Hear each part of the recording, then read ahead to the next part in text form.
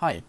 So some of you may know that about 2 years ago I had a blog on my website where I've been talking about thoughts relating to street photography and the things I've been learning at that time. And I want to continue doing this here on YouTube as well to maybe give you some new ideas and spark up conversations which will all help us take better photos. So today I want to talk about an idea which has been going through my mind for some time now and which I've been trying to implement into my own street photography lately because I think it leads to stronger and more engaging work.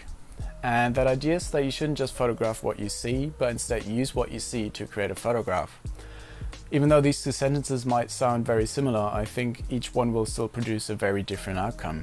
So first I want to give you the reasons why I think this is so important. Then I want to show you a few examples of not my own images, but which I think do this really well. And lastly, I want to give you a few suggestions on how to implement this into your own work. So the main reason for this thought is that in photography, individual input is quite small. If you take a painting, for example, every stroke, every color, every subject, everything has been intentionally arranged and been thought through by the painter. And a lot of those choices are what you could call their individual style. In photography, however, all you as the photographer really do is pressing a button to capture already existing things. So you don't necessarily have to put a lot of effort into creating a photograph since everything is already there. And sure, you can emphasize certain objects and parts with things like your aperture, but by and large you're only capturing what's already been created by your environment. Therefore, you don't automatically have something like your own style, and it's very hard to stand out with your work amongst the huge amount of images put up by others every day. So I'd argue that a big part of a good image is how much you actually manage to create, and to what degree the frame is intentionally arranged by you, the photographer. Of course, it's not the only criterion of a good image, but there's definitely a correlation between quality and individual input. So one way of bringing more of your personal thought process into your work would be using what you see as sort of like a building block for a bigger concept instead of just snapping a picture of it. In practice, this means that if you're out shooting and you spot something interesting or beautiful, like for example a nice dress, don't just take a picture of someone wearing a nice dress. Everyone could do that and they will probably take this image because it's the first thing that comes to mind. Instead, think of what you could use that dress for. You could juxtapose it to a second subject, you could use it for humor, you could create a story with it, you could use its shape or color as a compositional element. There are endless ways of using the objects around you and you have to find out for yourself which works the best for you, but don't just let the dress do all the work. By doing this, you not only make your images more unique since you're bringing in your own way of seeing things, you're also involving the viewer more because they have to think about your connections and thoughts in order to understand the image. And the overall meaning of the image probably exists less in the actual objects themselves, but more in what their combination creates. So besides still capturing what initially caught your attention, you're giving your image sort of like a second level beyond just what's visible, and therefore it's more interesting to look at and more engaging to look at. So to illustrate what I mean, I want to go over a few examples, and the first photographer who I think often does this brilliantly is Tabapong Pratamong. In the first image here, there's a woman in a red dress in front of another person, and with the way he aligned the subject, it looks kind of like that person bathing is wearing that red dress. So instead of just photographing that dress on the waterfront, which would already be a beautiful subject by itself, he chose to use the dress's color and shape to create sort of a visual pun. And this way he took it from a generic image, which has probably already been taken countless of times before, to a rather unique one, which lives off his kind of way of seeing things. Now, he often does this kind of thing, and I think it really elevates his work to another level. And in this image, which is probably one of his most famous ones, again, it's not the subjects themselves which are the main punchline, but rather the juxtaposition of those two scenes.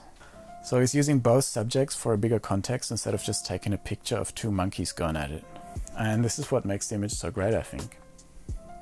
It doesn't always have to be as complex though. In this image by Joel Meyerowitz, you can see how much greater a shot gets when there are connections and relationships throughout the frame, when the subjects exist for a bigger purpose. He might have just taken either the lady on crutches or the two shoes walking around and it would have been a funny image. But this coincidence, this relationship, is what takes it to another level, not the subjects themselves. And a page on Instagram where you can actually see this quite well is Street Repeat, which collects these sets of 3 similar images or subjects.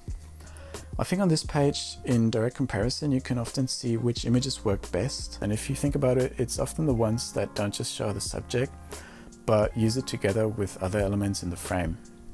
I think the clear winner here, for example, is this one lining up with the white line, or these three, which are all quite similar, but I think the one on the right works best simply because it doesn't just show that optical illusion, but juxtaposes it to an ordinary person on the street and just makes it even weirder.